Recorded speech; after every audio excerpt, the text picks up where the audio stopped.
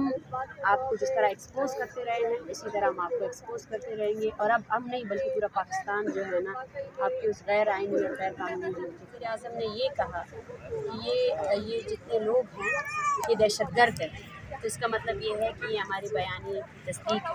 हम बारहा कह चुके हैं कि ये लोग पाकिस्तान की एजेंसियों ने अपने टाकर सरों में बंद किए गए। हमारी उम्मीद हमारी आवाम है, बलोच कौम है, पश्तून कौम है, सिंधी कौम है और पंजाब की आम आवाम है।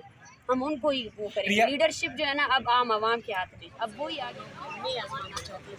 यही पैगाम देना चाहते हैं कि आज की बात नहीं है और ना ही ये तेरी इस तरह की अर्जों से कल वज़ीर आज़म साहब ने आप लोगों के हवाले से बहुत अल्फाज इस्तेमाल किए, तो उस हवाले से आपको कोई क्लियर स्टांस नज़र नहीं आया?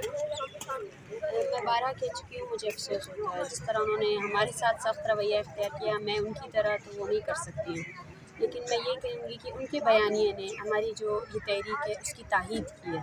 क्योंकि सबसे पहले तो यही कहा जाता था कि कोई मिसिंग नहीं है, उसके बाद ये कहा गया कि 50 बंदे मिसिंग है, उसके बाद ये कहा गया वज़ीर दाखिला की जानिब से कि ये बंदे मिसिंग नहीं है, ये अपनी बीवियों से नाराज़ होकर कहीं और दूर चले गए हैं। फिर किसी ने ये कहा कि ये लोग जो है ना बैरून मुल्क ट्रेनिंग लेने गए हैं। लेकिन जब वज़ीर आज़म ने ये कहा कि ये जितने लोग हैं ये दहशतगर्द है, तो इसका मतलब ये है कि ये हमारी बयानी तस्दीक है। हम बारहा कह चुके हैं कि ये लोग पाकिस्तान की एजेंसियों ने अपने टाकर सरों में बंद किए गए।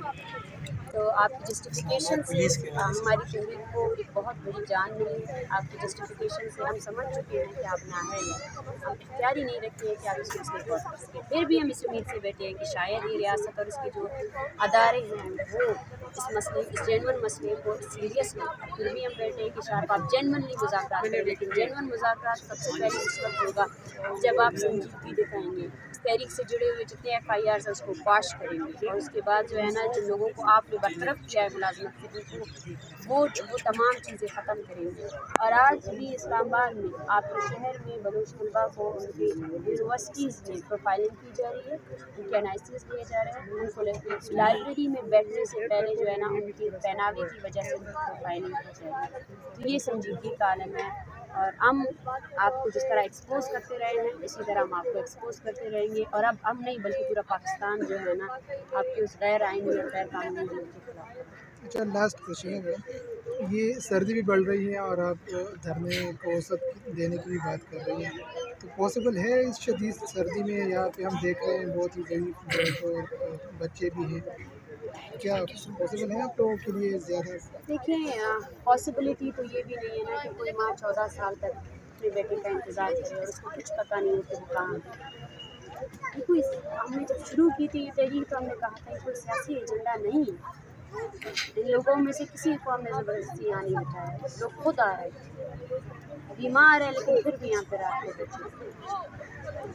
इस सर्दी में बैठना, इस तकालीफ को झेलना, इस तकालीफ को झेलते वक्त ही जो मिसिंग पर्सनस जो जितनी गुमशुदगियों को जस्टिफाई करते थे ये उनके लिए उनको अगर कुछ लोग माफ़ी मांगते तो मैं तो ये भी कहूँगी कि माफ़ी से बहुत बड़े का फैसला है। देखिए इनको इस सर्दी में बैठने के लिए तैयार है। वो तकालीफ से जो ये गुज़र रहे हैं ना उस तकालीफ के सामने ये तकलीफ़ कुछ भी नहीं है, कुछ भी नहीं है कि आप एक माँ को 14 सालों तक, ऐसी माएँ भी हैं जिस स्लीपिंग पिल्स पर असर नहीं करती हैं, वो रात पूरी रात मसल्लों पर गुजारते हैं। या खलील अहमद की फैमिली है वो रोज़ा रख रही है तकरीबन 1 हफ्ते से, उसकी माँ और उसकी बीवी जो है वो रोज़ा रख रही है। इस सर्दी के आलम में माल नरिश्ड होने के बावजूद भी वो रोज़ा रख रहे हैं। जिस तकलीफ़ से वो गुजर रहे हैं उसके सामने ये सर्दी और ये तकालीफ कुछ भी नहीं है। अच्छा, ये बताइए, यूनाइटेड नेशन की तरफ आपने कहा कि हम जाएंगे उनके ऑफिस के सामने, तो क्या आपको वहाँ पे जाने दिया जाएगा या नहीं? देखिए वो तो रियासत पर डिपेंड करता है, उसकी एक प्रोसीजर है, शायद हम उसको फॉलो करें। लेकिन हम कह रहे हैं अगर प्रेस यहाँ पे हमें फिर से थ्रेट किया गया या जिस तरह हमारे कमरे रोके हुए, जिस तरह हमें खाना नहीं दिया जा रहा है और जिस तरह प्रोफाइलिंग हो रही है स्टूडेंट्स की, जिस तरह औरतों की प्रोफाइलिंग हो रही है वो नहीं रोका गया तो हम अपने आगे का कदम जो है ना यूएन ऑफिस के सामने। मैम मेरा सवाल है कि और अगर हमें लाठियाँ पड़ेंगी तो वहीं पे पड़नी चाहिए। मैम जैसे कल काकर साहब ने बयान दिया है, जो सहाफ़ी लिख रहे थे आप लोगों के हक़ में, मतलब कालम लिखे हैं, तो उन्होंने कहा है कि या तो आप एक साइड ले लें ताकि हमें पता चल जाए।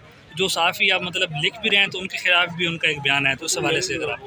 देखिए हमने स्टार्ट से कहा कि पाकिस्तान में ओवरऑल मीडिया सेंसर है, पाकिस्तान में ओवरऑल मीडिया, बलूचिस्तान में आपको मैं बताऊं, बलूचिस्तान में जो सहाफ़ी हैं उनको भी जबरी गुश्ता किया जाता है, उनकी भी लाशें फेंकी गई है। तो ये वो हकीकत है जो कोई नहीं कहता है, जिसका सामना ये वो जहर है या वो है जिससे हर शख्स इस मुल्क में जो है ना मुतासिर है। और मैं यही कहूँगी कि सहाफ़ियों का काम यही है कि वो गैर जानिबदाराना तौर पर जो है ना सच्चाई को पूरी दुनिया के सामने ला सके।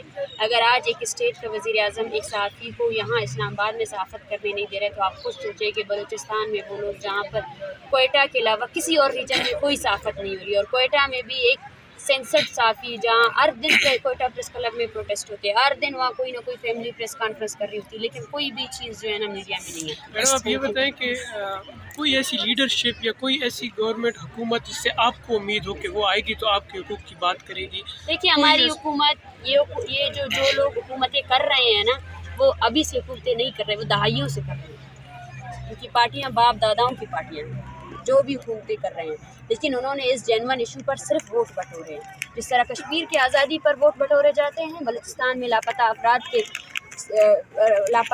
पर वोट बटोरे जाते हैं, लोगों को मैनिपुलेट किया जाता है। ये हमारी उम्मीद हमारी आवाम है, बलोच कौम है, पश्तून कौम है, सिंधी कौम है और पंजाब की आम आवाम है, हम उनको ही वो करेंगे। लीडरशिप जो है ना अब आम आवाम के हाथ में, अब वही आगे बढ़ेगी और वही उन सवालों का जवाब मांगेगी जो सवाल आज तक कभी भी किसी सियासी पार्टी ने नहीं मांगा। मैडम ये बताइए, रियासत के ख़िलाफ़ आपका जो ज़ुबान है काफ़ी सख्त है, ऐसा नहीं लगता कि आपको नुकसान पहुँचाया जा सकता है?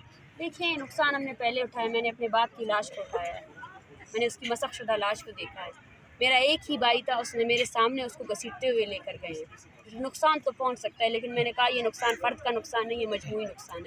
एज़ अ कौम हमने बहुत ज़्यादा नुकसान उठाया है, और कल को मुझे कुछ भी हुआ, मुझे कोई भी मसला नहीं है, मुझे कोई फ़र्क ही नहीं पड़ता है, क्योंकि हम उस काज के साथ जुड़े हैं जो हमारी कौम की बका है। अगर कौम सलामत रहेगी तो हम जितने अफराद चले जाते हैं उसका कोई मसला नहीं है। ठीक है, थैंक यू।